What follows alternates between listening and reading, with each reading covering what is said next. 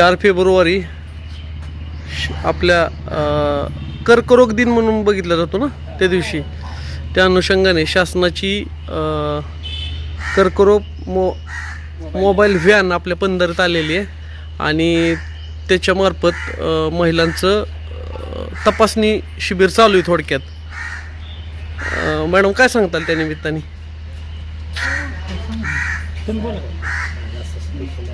Patient किती 65 patient झाले आतापर्यंत तपासून, आणि मग ती लेडीजचं अगोदरच कळेल ना आपल्याला कॅन्सर आहे का नाही ते.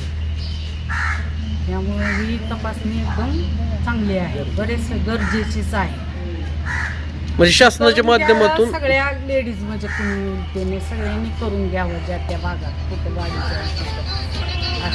थोडक्यात येणाऱ्या काळात कर्करोगाचं भयान स्वरूप झाल्याच्या नंतर त्याची पूर्वकल्पना या तपासणीतून होणार आहे आणि त्याच्यातून आपण नक्कीच त्या रोगाचं निदान करू शकतो, उपचार घेऊ शकतो. तर ते आपल्या इथं पार पडलेलं आहे. ठीक आहे.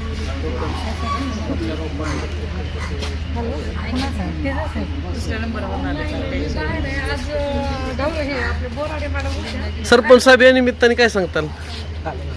आज शासनाने आपल्याला जी कर्करोग निदान शिबिराची जी मोबाईल व्हॅन निर्माण करून दिलेली आहे, खरोखरच हा स्तुत्य उपक्रम आहे. यामध्ये सर्व लेडीजसाठी हा चांगला उपक्रम आहे. जिथे अवेलेबल होईल अशा ठिकाणी प्रत्येक ग्रामपंचायतमध्ये मोबाईल व्हॅन जाऊन रोग निदान करेल आणि त्या रोग निदान केल्यानंतर त्यांना ट्रीटमेंटसाठी स्वतः गव्हर्नमेंट बोलवून त्यांच्याशी ट्रीटमेंट करेल.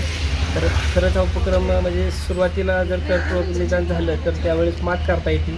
त्यामुळे सर्व महिला वर्गांना आवाहन करतो की त्यांनी आपले तपासणी करून घ्यावं. एका बाजूला बघितलं जातं की शासन लोकांच्या बाबतीत जेवढं जागरूक नाही, परंतु अशा व्हॅन पाहिल्याच्या नंतर लक्षात येतं की शासन आपली सेवा करण्यासाठी सज्ज आहे, यंत्रणा सज्ज आहे. लोकांनी त्याचा फक्त उपयोग करून घेतला पाहिजे, एवढ्याच्या निमित्ताने. ठीक आहे.